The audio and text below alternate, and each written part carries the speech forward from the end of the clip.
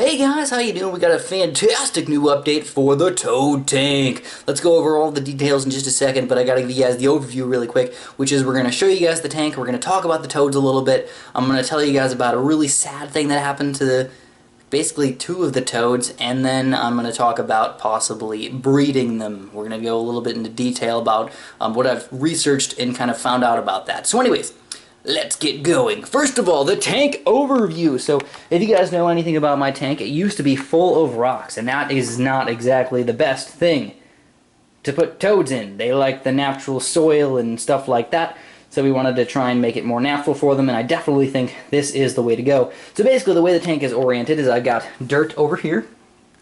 This is the Nature's Care soil.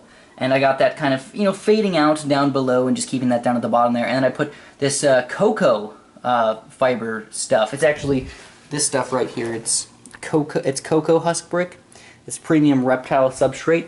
So it's meant for reptiles a little bit better, but I felt like it was going to be really, really good for the toads. It's a little bit bumpy, a little bit big, and I think once they grow up a little bit, it shouldn't be a big deal. But right now, it's just like they're so tiny that it's kind of hard for them to actually get in there.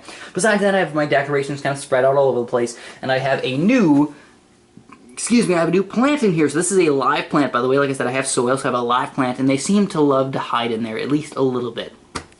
So, let's see if we can find any of the toads. I have at least one of them over here. Here's one little buddy down here. You can see him just kind of hiding over. He's not really hiding. He's just kind of chilling over there. He's getting reasonably fat, reasonably big, and all that good stuff. I know I saw one of them over here somewhere. Let's see. Where did he go? Oh, there he is. There he is. Where is he? Oh, nope, nope, nope. There he is. So he's so tiny, he's just kind of hiding on the bark right there. The biggest one, though, sadly, I don't know where he's at, and I hope that he's okay, because guess what? We had some problems.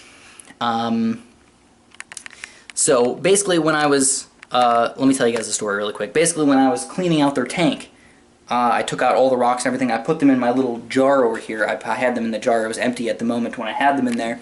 And when I put them back in this tank, I noticed that he was hopping funny. So I thought I broke his leg or something. I was like, no. Why? Like, he was doing so good. He was the biggest one. He was the fattest one. And then I'm pretty sure that I like hurt him really, really bad.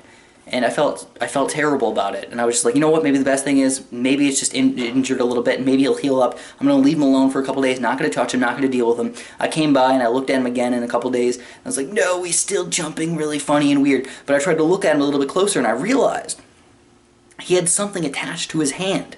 And the thing that was attached to his hand was attached to his mouth.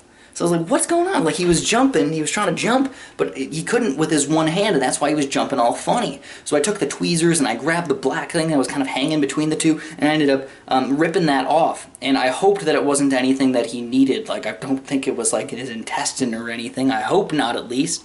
So, basically, I was just really sad. I don't know where he's at right now. Hopefully he's going to come and hop out and be super duper happy and healthy and everything, but I just don't know at the moment. I know that I took it off, I think 2 days ago, and I saw him yesterday, so he seemed like he was okay for at least a day, and that's definitely a good sign. But anyways, I'm hoping for him for sure. Anyways, oh, there's Amanda. She's trying to hide. Anyways, the only other update that I got for you guys, which I know this is a fairly long toad video, is that I looked up how to breed them, and basically what I have to do is once it gets a little bit closer to winter, what I'm supposed to do is I'm supposed to put them in my basement, or put them in a place where it's like around 60 degrees, and then feed them a little bit less. So they think that it's winter, and then or they think it's cold outside, and then they won't really come out that much. And then when oh, there he is, he's hopping around. Oh, there he is. So then I take them out of the basement once it gets to summertime, and guess what? They think it's spring and they want to breed. So I don't think they're going to be big enough at that moment, so we'll see. Maybe they will end up breeding. I severely doubt it that they're going to make it, they're going to do it this year, but maybe for next year we can see if we can make some little baby tadpoles and all that stuff. So you can see they're jumping over into the corner here. They love hiding in the leaves, like I said. They don't really like me. They don't like their little toad daddy. But that's what I'm going to have for you guys today. Hopefully you enjoyed this video. Obviously, if you did, you know what to do. You know to press that little button down there. It makes me super duper happy. And if you enjoyed this video, you have any suggestions for more videos, please throw them in the comments below, and I'll try and get back to them, or I'll try and, do my best to make sure those happen. Thanks for watching. Have a super duper delicious day.